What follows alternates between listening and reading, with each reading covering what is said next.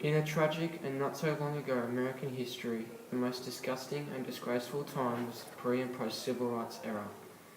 African Americans and poor whites were treated like dirt during this period, and it was commonplace for these people to be oppressed for what they had,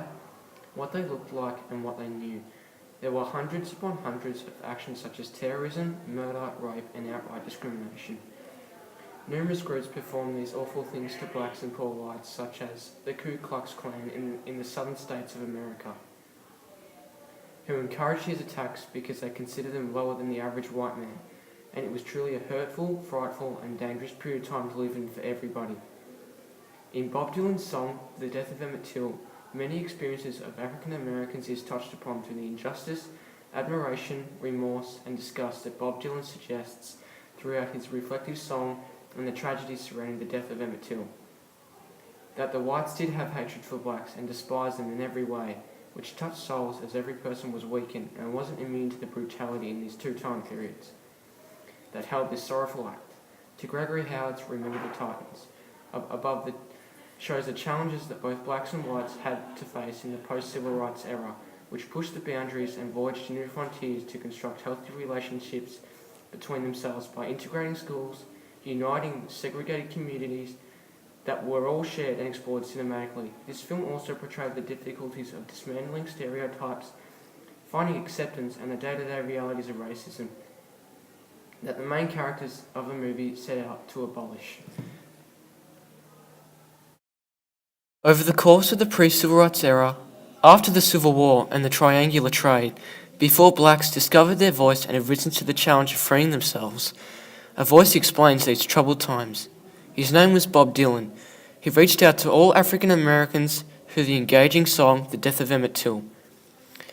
This song explored the remorse, injustice, sorrow, pain, and disgust that the blacks felt towards the homicide that two white brothers had committed against Emmett Till for wolf whistling a young white woman. One of many exemplary lines in this historical song that touches the hearts of blacks is, "They tortured him and did some things too evil to repeat," which references to blacks as whites had taken a scene that was a joke into murder that Emmett Till was dragged through, which reflects onto blacks by telling them that whites were dangerous and were vicious towards blacks and were willing to do anything to serve the worst consequence, not just this little act, but to anything that blacks were guilty of. But on the other hand, whites can reflect on how inhumane their race was to people that were innocent and who knew very little about what was the best thing to do and what wasn't.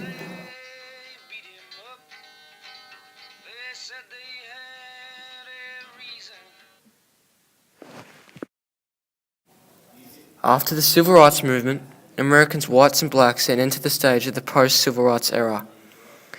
The aftermath of the Civil Rights Movement that saw these two types of races finding their place in society and working together to stop segregation and end racism, and the freedom created for black people of the crisis that was placed upon them by whites. This period of time was best portrayed through the film Remember the Titans, directed by Gregory Howard, that saw blacks and whites entwined into one by being placed on a football team together, with not just players but coaches too, which saw them struggling to accept their teammates for who they were playing with.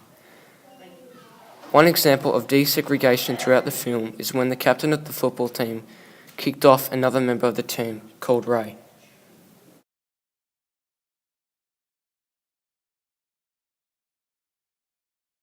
Coach Boone and other black teammates are mocking them.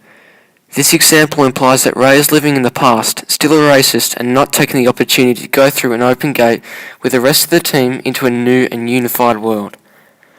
The reason for Ray's thinking of being a racist is that his parents, who grew up in a time that had them thinking that blacks were disgusting